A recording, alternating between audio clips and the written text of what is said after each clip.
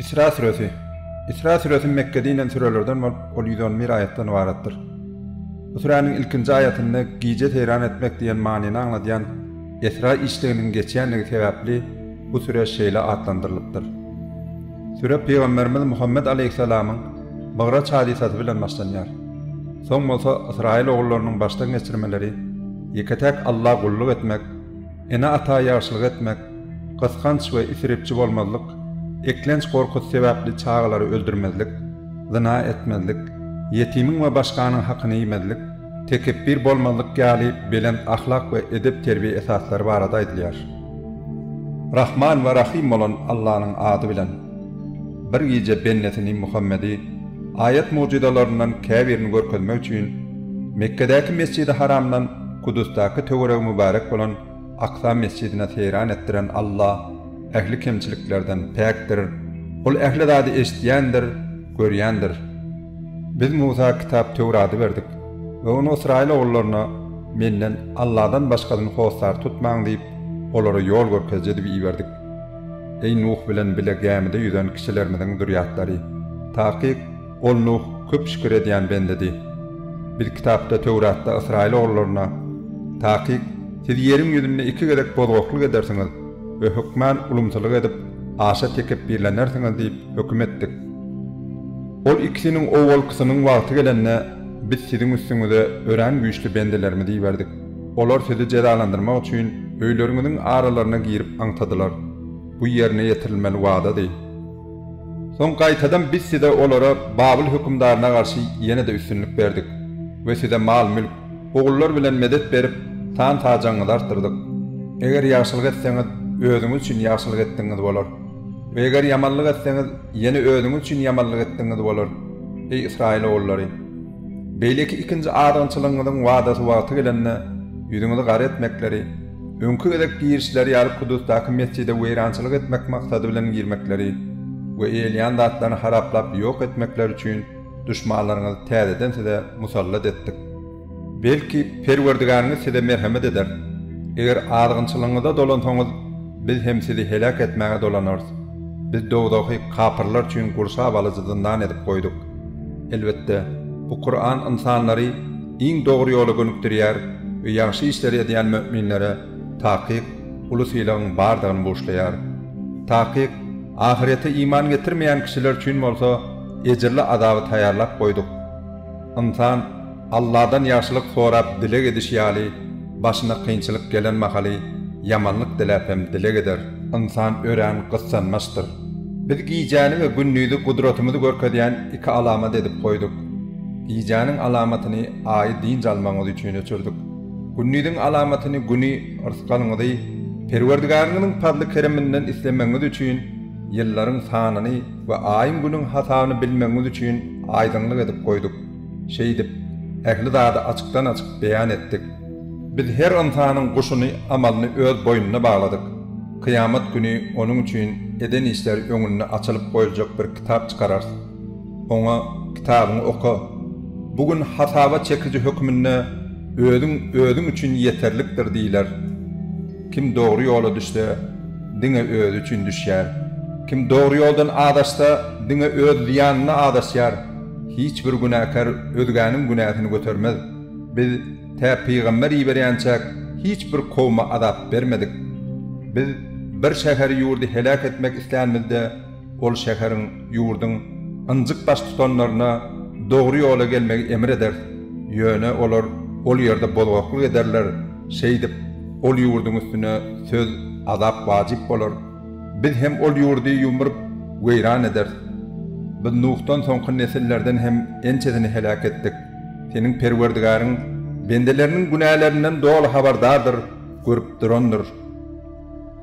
Kim bu çalp geçýän dünýäni islese, ol ýerde oňa islen kişimide, islen dadymydy eglemän berer. Soň oňa dogdaky taýýarlar, ol dogdaga ryswa edilen, kowlan halda girer. Kim ahireti islese, mömin bolup, onuň üçin münasip zähmet çekse, ine olaryň zähmete şükranlyk bilen gaýtarlar.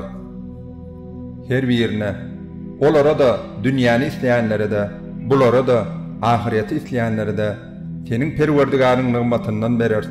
Seniň Perwerdigaryň nygmaty hiç kime qadagan edilen nädir?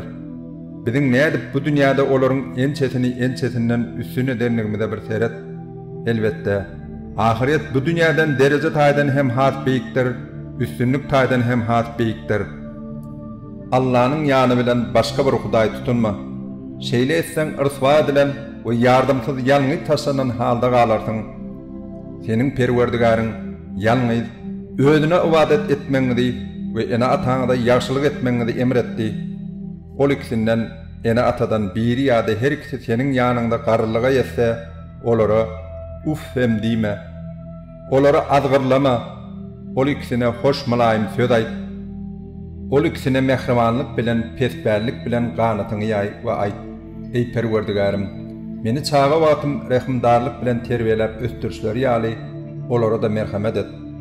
Perwerdigaryňyz siziň kalplaryňyzdaky zatlary ören gowy ýandyr. Eger siz ýaxşy kişiler bolsaňyz, elbetde ol toba eden ýaxşy kişiler bağışlaýjydyr. Garnaşlara, gariplara we ýolarça hakyny ber. Isripçilik edip sowurma. Takyk, sowurýan isripkarlar şeytanlaryň doganlarydyrlar.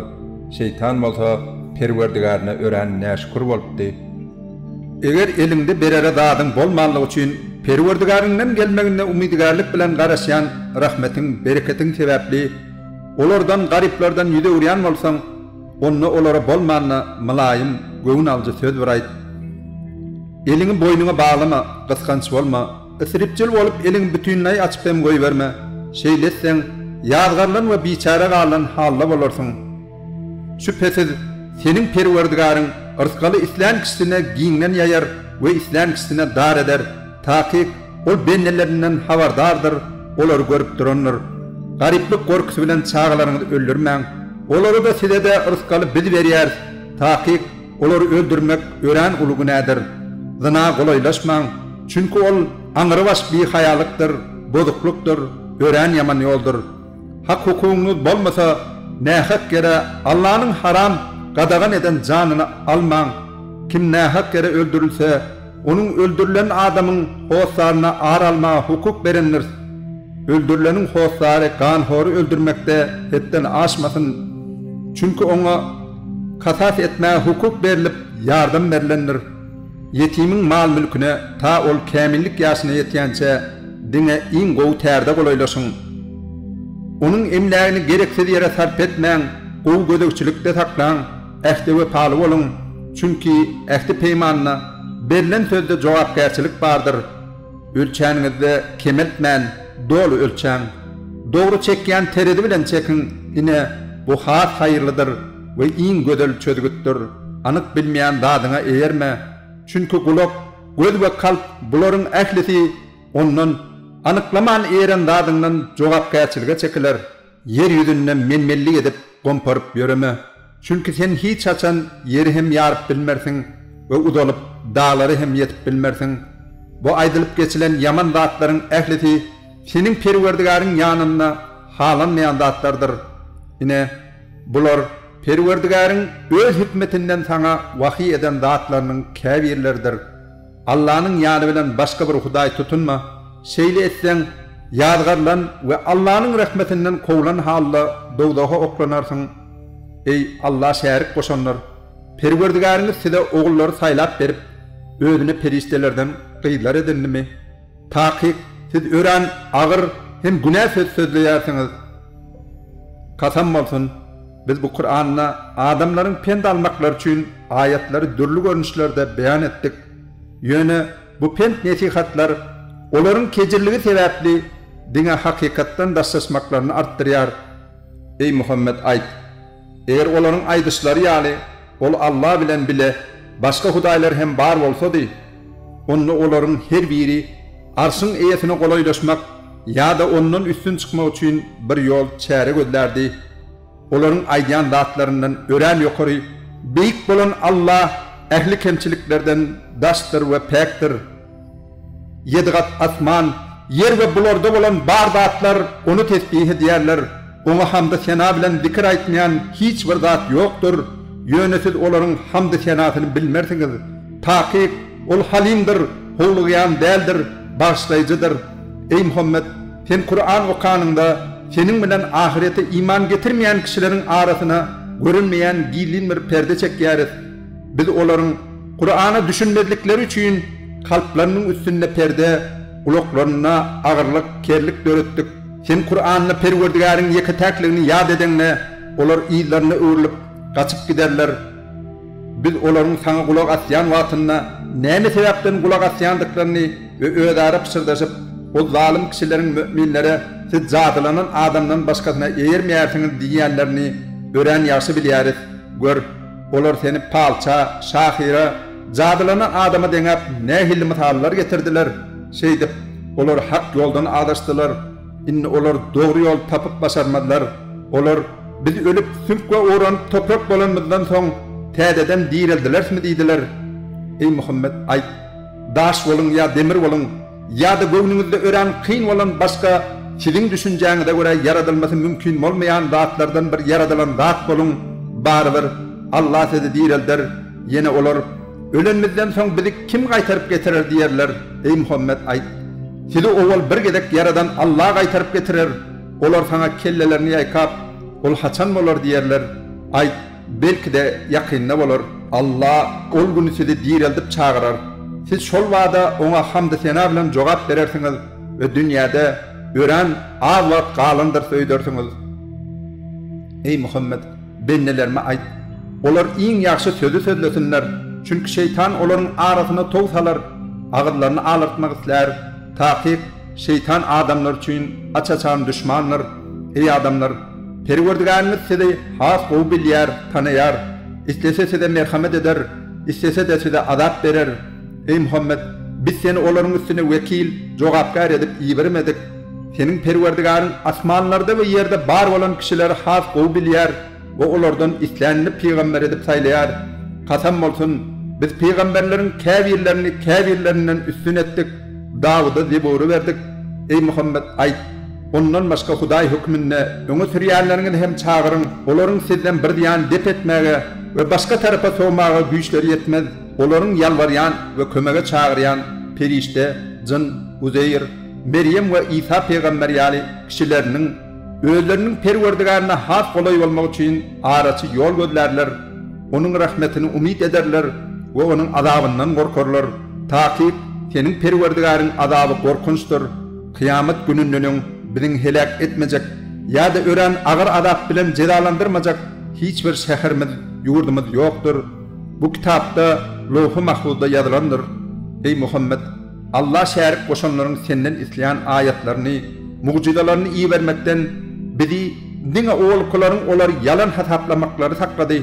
Biz Semud kowmuna eşkar mucize bolan düýäni berdik.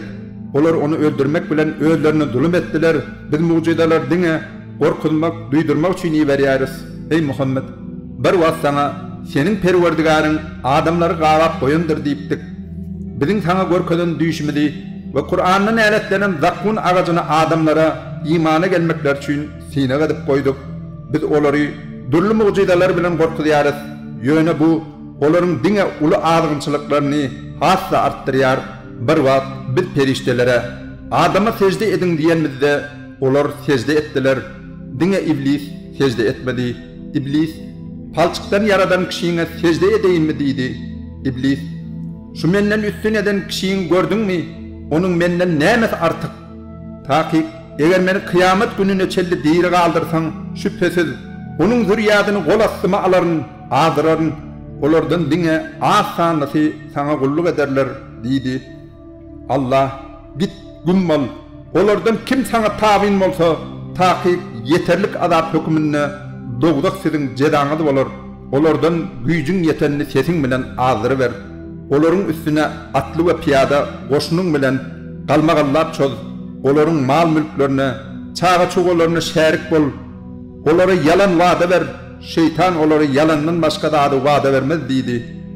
Elbette sen meniň ihlasy bendelerimiň üstünden hüküm rowanlyk edip bilmersiň.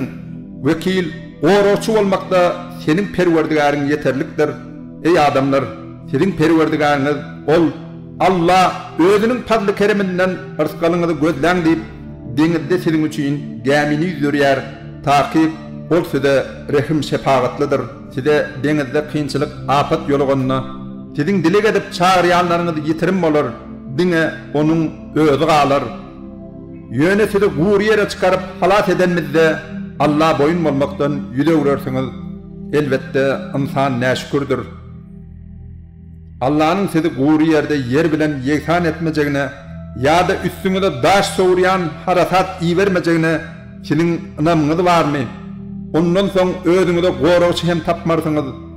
Ya da sizi yine kaytadan onu denize kaytarıp üstünüze apı tupan iyi verip neşkür olup inkar etmenin sebebi hem sizi gark etmeyeceğine inamınız var mı? Ondan son özünüz için bize karşı kömekçi hem tapmarsınız. Kasam olsun biz adam oğlunun neslini yerde ve denizde uluglar arkalı alıp gittik. Olara pek güzel dağıtlardan ırskal verdik. Oları yaradan dağıtlarımızın köpsünden mertebelep üstün ettik. Kıyamet günü toparlara bölünen insanların her birini öz imami baş tutunu bilen çağırar. Kimin kitabı sağından verilse yine olar kitaplarını şahatlık bilen okarlar. Ol gün olara cinnek yali hem zulüm edilmez. Kim şu dünyada gafil olup kör olsa ol ahirette hem kör olur. Ol körün ahiretteki yolu hassa güdaplı olur ey Muhammed. Allah şerik koşanlar. Bizim sana vahiyeden dağıtlarımızdan seni daşlaştırıp bize karşı başka dağıdı toslap tapman için tas seni fitne aldava düşürüptiler, aldattılar. Yine şonda seni olur özlerine dost edinerler. Eğer biz seni putalap saklamadık bolsak, ta ki sen olara hakem hem bolsa mail olacaktın. Şeyle olanla ta ki biz sana yaşayışın külpetini koşalap, ölümün ağzını da koşalap dağıttırırdık. Son bize karşı sana yardım verecek hiç kişini hem tapıp bilmezdin. Ey Muhammed, olar seni ol yerden yurdundan çıkarmak için sana eziyet veriptiler. Şeyle olanla oların özleri hem senden son dine az vakt yaşadılar. Peygamberini yurdundan çıkaran kovmun helak edilmegi bizim senden önkü iyi veren peygamberlerimizden kalan kanundur. Sen bizim bu kanunumuzda ütköşüklük tapmarsın. Gün ortağından ağandan ta giyeceğinin karanlıklarına çenli, öyle, ikinni, akşam, yatsı namazı doğru bercayet ve ertir namazını oku. Çünkü ertir bilen okulayan namaz şayatlıdır. Ey Muhammed, giyece uyanıp sana mahsus olan nepil, teheccüd namazını oku. Şonla perverdigarın seni makamı mahmuda öwga münasip bolan dereceye yetirer. Ey Muhammed sen, ey perverdigarım, meni giyecek yerime doğruluk, salamatlık bilen giyirip, çıkacak yerimden hem doğruluk bilen çıkar. Bana öz huzurundan kömekçi güç ver. Hak gelli, batıl zatlar yok bolli. Tahkik, batıl yok bolcudur deyip ayt. Biz Kur'an'ın müminler için şifa hem de rahmet bolan zatları, ayetleri indiriyarız. Yöne bu ayetler zalimlerin inkar etmekleri sebepli dine ziyan çekmegini arttırır. Bizden tana nimet berenmizde ol, bizden yüzünü soğur ve ters tarafa öğürülüp taşlaşar. Ona yamanlık geçse umidini yitirer. Ey Muhammed ayt, her kim öz kuruluşuna, hüy hasiyetine göre amal eder. Sizin perverdigarınız kimin has doğru yoldadığını ingo bilyenler. Senden ruh hakta sorayarlar ayt, ruh perverdigarımın emrindedir, bilyen işlerindendir. Size ılımından dine az pay verildi. Eğer istesedik, sana vahiy ediyen dadımızı senden keserdik. Son bize karşı özün için bir yardım verecek vekil, hostar tapmarsın. Eğer vahiy kesilmeyen olsa, onda bu, dine perverdigarından gelen rahmet sayesindedir. Tahkik, onun sana olan fazlı keremi ören uludur.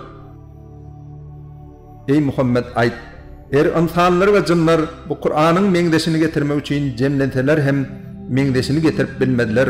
Hatta onlar bileleşip birbirlerine yardım verseler hem bunu başarıp bilmediler. Kasam olsun, biz bu Kur'an'ı adamlara her türlü misali öğren beyan ettik. Şonu da insanların köpsi haktan yüze vurup dine kapırlığa baş koşuyar.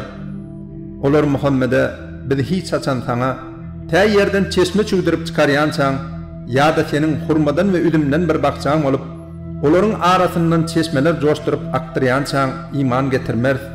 Ya senin öňe sürüp aydışın yali bizim üstümüze asmandan helak edici parçalar düşür ya da peygamberliğini suud etmek için Allah'ını ve perişteleri yüz et. Ya senin altından bir öğün olsun ya da asmana çık. Hatta bizim okumağımız için bize kitap indirmesen senin asmana göterilmeňe de hiç açan ananlar diýdiler. Ey Muhammed ayt, meniň perwerdigarim ähli kemçiliklerden päkdir. Bular meniň işim däl.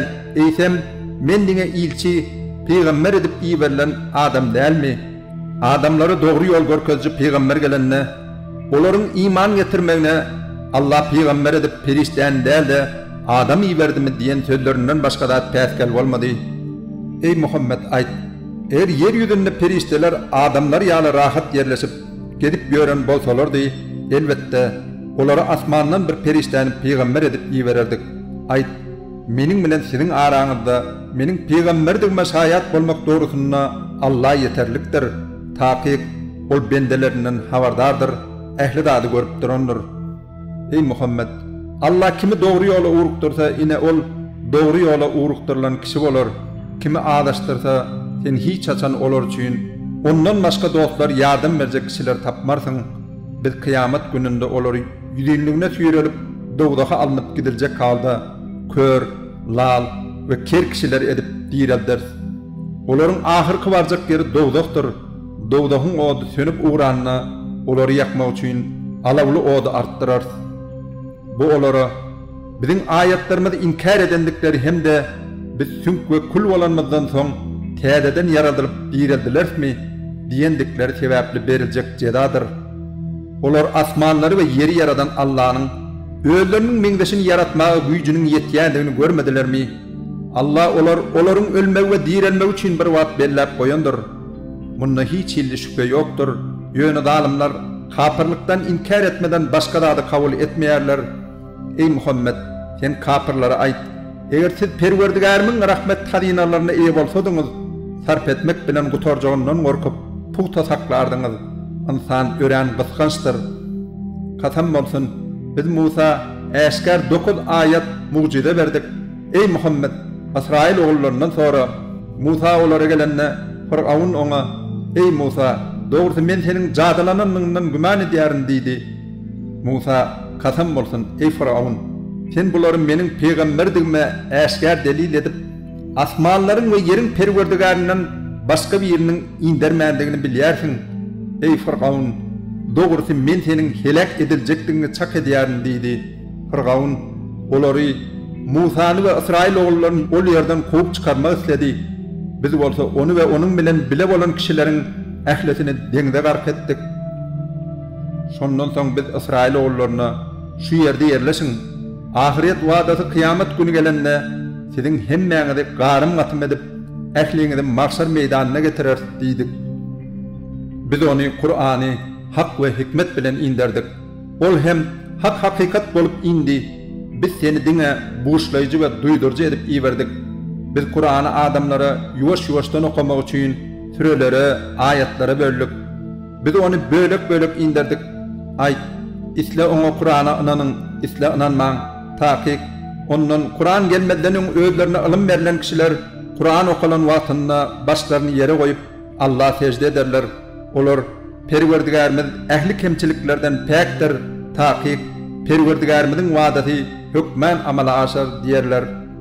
Olar ağlap başlaryny secde goýarlar we Kur'an olaryň Allah bolan hormatyny, gorkusyny artdyrar.